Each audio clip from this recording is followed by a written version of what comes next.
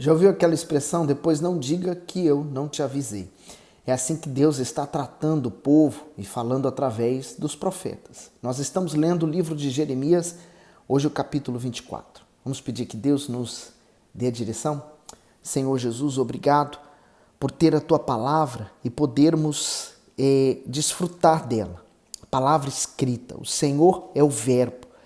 E por isso, meu Deus, enquanto nós lemos, meditamos nessa palavra, o teu Espírito vem entrar dentro de nós e venha remover tudo aquilo que não presta, para que possamos servir o Senhor com integridade, com retidão e com amor. Senhor Jesus, eu apresento ao Senhor essa meditação e peço que o Senhor fale conosco. Amém. Versículo 1. Faz-me, ó Senhor, ver, e eis 2 cestos de figos, posto diante do templo do Senhor, depois que Nabucodonosor, rei da Babilônia, levou em cativeiro a Jeconias, filho de Jeoaquim, rei de Judá, e os príncipes de Judá, e os carpinteiros e os ferreiros de Jerusalém, e os trouxe à Babilônia. O comentário do versículo 1 aqui embaixo. Posto diante do templo, ambos os cestos estavam cheios de figo, dispostos no mesmo lugar, diante da casa de Deus. Isto representava a nação que, apesar de manter sua vida religiosa, somente algumas pessoas estavam postas realmente perante o Todo-Poderoso. A maioria, embora estivesse diante do santuário, não podia ser restaurada pela santidade do Altíssimo, pois mantinha a perversidade em seus caminhos. Os figos ruins estavam voltados para a religião, mas não para o Senhor. Continuando, no 2. Um cesto tinha figos muito bons, como os figos temporãos, mas o outro cesto tinha figos muito ruins, que não se podia comer de ruins que eram.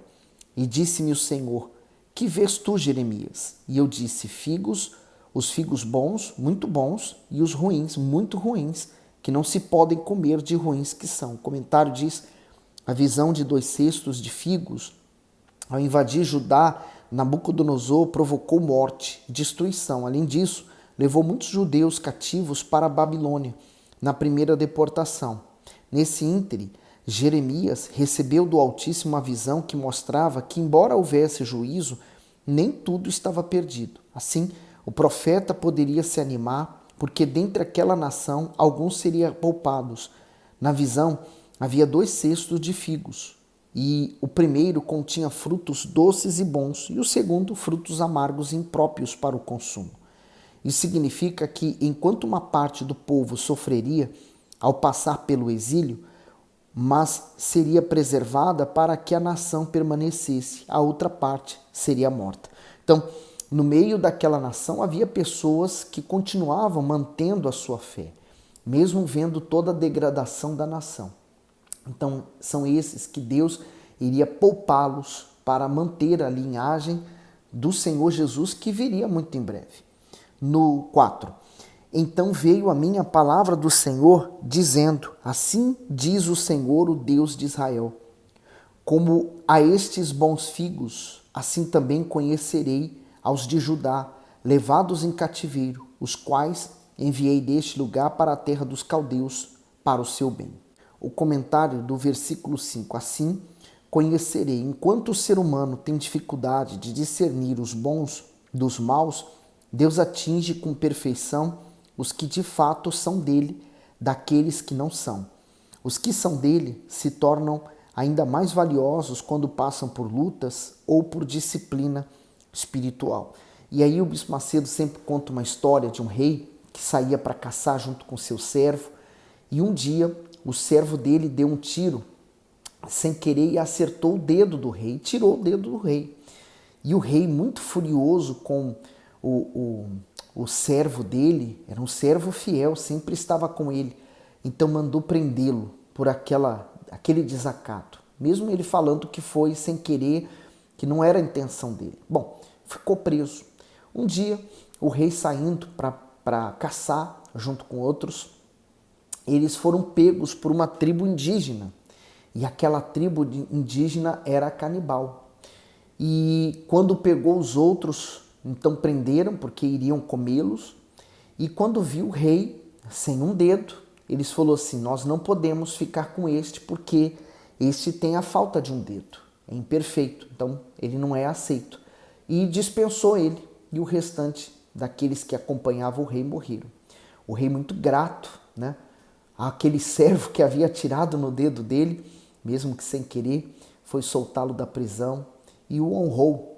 Então, assim também, uma dificuldade, né, um problema veio para o rei naquela altura, porque ele perdeu um dedo, mas favoreceu ele mais tarde. Então, as lutas que nós enfrentamos hoje, ela tem o poder de nos fortalecer para outras ainda que vão vir. E aí ele diz no 6, porei os meus olhos sobre eles, para o seu bem, e os farei voltar a esta terra, e edificá-los-ei, e não os destruirei, e plantá-lo-eis, e não os arrancarei, e dar-lhe-eis coração para que me conheçam, porque eu sou o Senhor, e ser-me-ão por povo, e eu lhes serei por Deus, porque se converterão a mim de todo o coração. Então, primeiro, eles teriam que passar pela prova. Depois, no meio da prova, eles teriam a oportunidade de ter um novo coração e esse coração capaz de conhecer a Deus. O comentário que o bispo faz, o 7a, para me conhecerem. O povo vivia na apostasia, por isso era incapaz de manter um relacionamento com o Altíssimo. Assim, com a permissão divina, foi levado ao exílio, ou seja, foi separado de suas fontes de prazer, privadas de tudo. As pessoas cairiam em si para verem sua condição espiritual. Isso mostra que sozinho o ser humano não consegue se convencer dos seus pecados e muito menos se arrepender deles.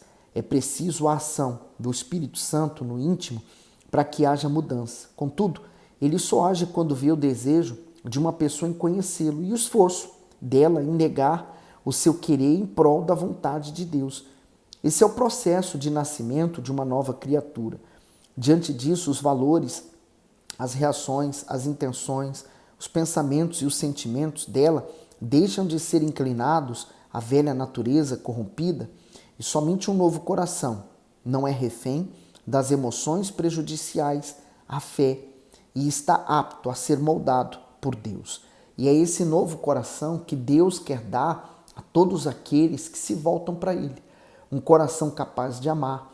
Porque às vezes a pessoa ela quer muito ser feliz no amor, por exemplo, mas ela não tem um bom relacionamento com ela mesma. Então, ela primeiro precisa aprender a se amar. Como? Tendo o Espírito Santo. Quando você valoriza essa entrega. A parte B diz assim, se converter de todo o coração significa se converter com todo o entendimento. Isto é, quando a palavra é revelada à mente humana, por meio do Espírito Santo, a pessoa compreende perfeitamente a vontade de Deus e assim toma a decisão de praticá-la. Às vezes a pessoa diz assim, mas eu não tenho força. Mas a força não vem de nós somos fracos, vem de Deus. Por isso que ele diz, né, lá nos livros, né, ele diz assim, digo fraco, eu sou forte. Então, a força vem de Deus. E Deus trabalha nas nossas fraquezas. No 8. E como figos ruins, que não se podem comer, de ruins que são, porque assim diz o Senhor, assim entregareis Edequias, rei de Judá, e aos seus príncipes, e o restante de Jerusalém, que ficou nesta terra, e os que habitam na terra do Egito. E entregá-los-ei para que sejam um prejuízo, uma ofensa para todos os reinos da terra, um opróbrio e um provérbio, e um escárnio, e uma maldição em todos os lugares para onde eu os arrojar. E enviarei entre eles a espada, a fome e a peste, até que se consumam de sobre a terra, que lhes dei a eles e a seus pais. O comentário diz, os figos ruins representavam aqueles que haviam sobrevivido à primeira invasão da Babilônia, escapado da captura que os levaria ao cativeiro na terra estrangeira.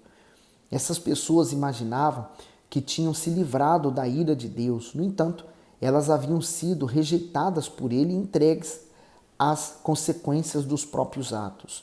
O preço do desprezo ao Todo-Poderoso é alto demais.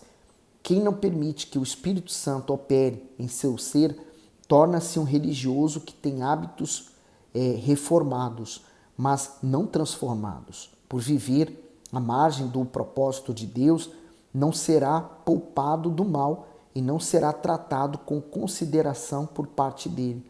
Segundo Pedro 2, do 1 ao 4, e também houve entre o povo falsos profetas, como entre vós haverá também falsos doutores, que introduzirão encobertamente heresias de perdição, e negarão o Senhor que os resgatou, trazendo sobre si mesmos repentina perdição. E muitos seguirão as suas dissoluções, pelos quais será blasfemado o caminho da verdade. E por avareza farão de vós negócios com palavras fingidas, sobre as quais já de largo tempo não será tardia a sentença e a sua perdição não dormita. Porque se Deus não poupou aos anjos que pecaram, mas havendo-os lançado no inferno, os entregou às cadeias da escuridão, ficando reservados para o juízo. Então, quando pecaram, Deus nem sequer poupou aqueles anjos que se rebelaram. Eles foram julgados. Então, ele fala sobre aqueles que entraram na igreja naquele tempo para disseminar uma doutrina diferente, quer dizer, tirar o foco totalmente do Senhor Jesus. E quantas religiões hoje focam no seu líder, ou numa pessoa, ou numa outra pessoa que vai interceder por ela junto a Jesus e ao Pai, quer dizer, desfigura completamente o evangelho do Senhor Jesus. Agora Jeremias capítulo 25. A palavra que veio a Jeremias acerca de todo o povo de Judá, no 4º ano de Joaquim, filho de Josias, rei de Judá, que é o 1º ano de Nabucodonosor, rei de Babilônia, o qual anunciou o profeta Jeremias a todo o povo de Judá e a todos os habitantes de Jerusalém, dizendo: desde o ano 13 de Josias, filho de Amon, rei de Judá, até o dia de hoje, período de 23 anos, tem vindo a mim a palavra do Senhor, e vô-la tenho anunciado, madrugando e falando, mas vós não escutastes. Também vos enviou o Senhor todos os seus servos, os profetas, madrugando e enviando-os, mas vós não escutastes, nem inclinaste os vossos ouvidos para ouvir. Quando diziam: convertei-vos agora cada um do seu mau caminho e da maldade das suas ações, e habitarei na terra que o Senhor vos deu e a vossos pais para sempre, e não andeis após outros deuses para os servirdes e para vos inclinardes diante deles, nem vos provoqueis a ira com a obra de vossas mãos, para que não vos faça mal. O comentário diz: quem ouve a voz de Deus. O texto aponta o período em que Jeremias começou a exortar a nação a se voltar para Deus, no 4º ano de Joaquim. Nesses 23 anos, o profeta pregou de forma enfática, mas as pessoas não lhe deram ouvidos. Isso não significa que todo o esforço do profeta tenha sido inútil, e muito menos que ele tenha desperdiçado seu tempo ou feito o sacrifício de viver solitário e desprezado em vão. Ao contrário, não era a Jeremias que Judá rejeitava, mas aquele que o havia enviado. Então, da mesma forma hoje, quando o pastor está ali se esforçando para dar a você a palavra da salvação, e às vezes a pessoa ela quer ouvir vitórias, ela quer ouvir palavras que levantem ela para ela conquistar, para ela vencer nesse mundo, mas e no porvir? Esse mundo, a coisa mais certa que tem é que você, usando a fé, você vai conquistar. Mas você precisa ter uma vida com Deus. E é isso que as pessoas às vezes rejeitam. E não é fácil, não. No 7. Porém, não me deste ouvidos, diz o Senhor, mas me provocaste a ira com a obra de vossas mãos para o vosso mal. Portanto, assim diz o Senhor dos Exércitos: visto que não escutastes as minhas palavras, eis que eu enviarei e tomarei a todas as famílias do norte, diz o Senhor, como também a Nabucodonosor, rei da Babilônia, meu servo, e os trarei sobre esta terra e sobre os seus moradores e sobre todas essas nações em redor, e os destruirei totalmente, e farei que sejam objeto de espanto e de assobio e de perpétuas desolações. Sabe o que é interessante? Deus chamando Nabucodonosor de meu servo. Ele era idólatra, ele era perdido, mas ele obedeceu a Deus. Quando Deus enviou ele a Jerusalém para derrubar Jerusalém, e derrotar aquele povo e levá-lo cativo. Mas depois, mais tarde, anos mais tarde, até por causa do testemunho de Daniel, ele se converteu. 10. e farei desaparecer dentre eles a voz de gozo e a voz de alegria, a voz de esposo e a voz de esposa, como também o som das mós e a luz de candeeiro. E toda esta terra virá a ser um deserto, um espanto, e estas nações servirão ao rei de Babilônia 70 anos.